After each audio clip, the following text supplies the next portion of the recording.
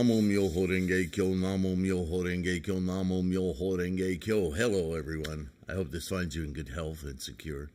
Thank you for being here. Thank you for your practice. Thank you for your support. Even if all you can do is a few seconds to like and subscribe, that is a Bodhisattva act. Simply because it doesn't do anything for my ego. It's about the algorithms that YouTube uses to serve up this content to more people, thinking that it may suit them or they may like it. It's a big like contest on the internet, yeah? But so that's propagation, isn't it? In any form we can. And of course, if you can make use of the ebooks or the print books, by all means, that is a very, very important means of support to pay the internet connection, pay the bills, keep the computers working, on and on and on. And those of you who are, I can safely call patrons, safely? Anyway, they certainly can call patrons. How about that? With your monthly donations through Patreon, direct to PayPal, I don't think that I could produce, I know I could produce this much content and certainly keep working on books and have this channel be that as it is, growing and helping more people strengthen their practice and their confidence in their practice. You guys are using your Bodhisattva universally worthy, right? So congratulations, tremendous gratitude, and now let's get into the next term in Buddhism Reference Volume 2. Anatman, or Anatta. I always get some mail on this. We've read the Lotus Sutra several times now, and in every translation, the early schools of Buddhism, sometimes called the Hinayana, but even without calling them that, pre-Mahayana, that schools developed. Some call it, and they took this on for themselves, the Pali school. But the truth of the matter is anything that was translated into several different languages. Shakyamuni taught in Prakrit, not Pali. And he never wrote anything down. So, well, for his sermons, we don't know about anything else. Maybe he wrote down recipes. Anyway, Anatman, Anatta, Theravadists have a problem with this as well.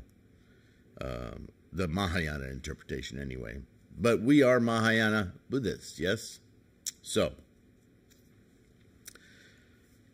here we go. Anatman, or Anatta.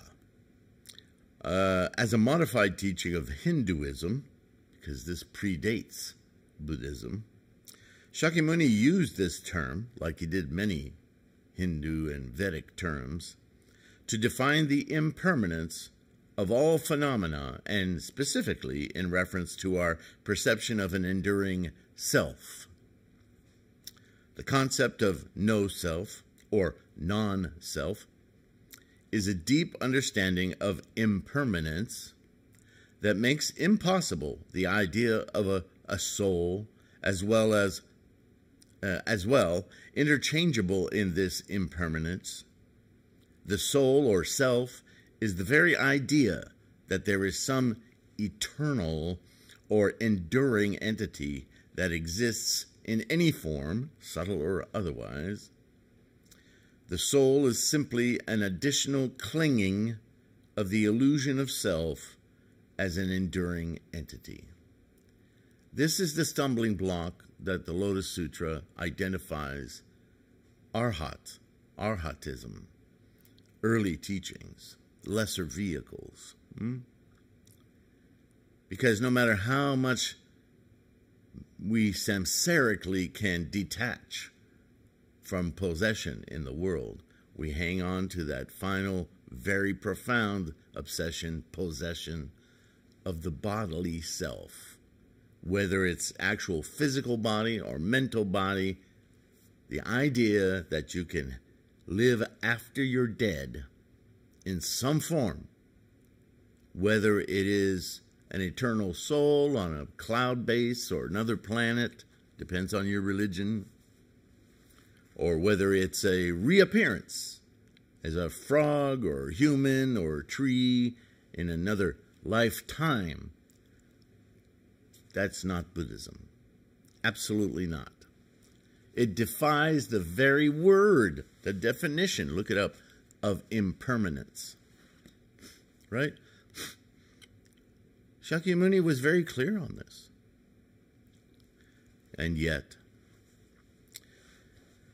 from Wikipedia, there's a source. Yeah, some people denigrate Wikipedia for a lot of things. And there are, you know, some areas. I mean, if you're looking for the guy who can hold his breath the longest, you're going to find all kinds of kooks on Wikipedia. But for the most part, I have found Wikipedia to be a really good collection of scholastic and academic truth as far as those academics can know. And they're the ones who feed Britannica and Webster and all of those. So I don't hammer on. Wikipedia is often a good source.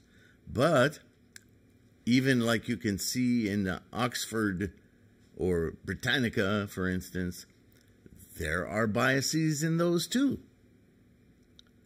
I don't know how many accounts of supposed Mahayanist terms or terms used in Mahayana that when you look them up on these authoritative sources, that they come up with Hinayana or early lesser vehicle understandings. So I'm not prepared to throw away Wikipedia just because of a few bad apples. The Buddhist concept of Anatman or Anatta, this is from Wikipedia now. Buddhists believe that there is no permanent underlying substance called self or soul, Atman, in human beings. They believe that Anatta, Anatman, non-self, impermanence, and dukkha, suffering, are the three characteristics, the Trilakkhana, of all existence.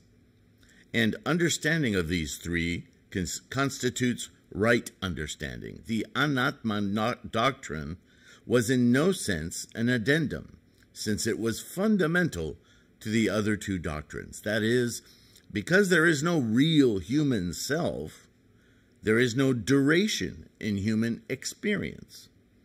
And because there is no duration in human experience, there is no genuine happiness.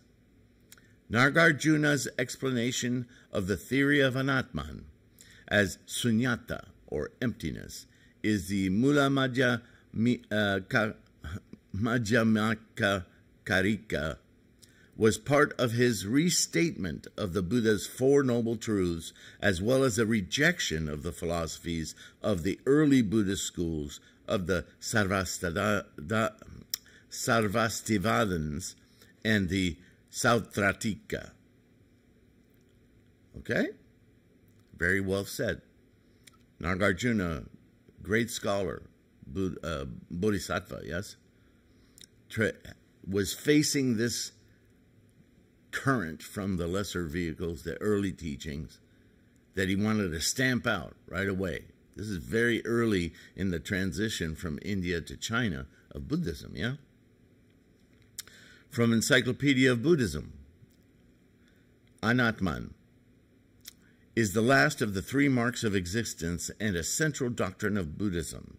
This term is translated as, quote, not self, or, quote, non-self, or, quote, impersonality, etc. The Buddha said, quote, I have taught one thing, and one thing only, that is, suffering and the end of suffering. His teachings on Anatman are taught in this vein.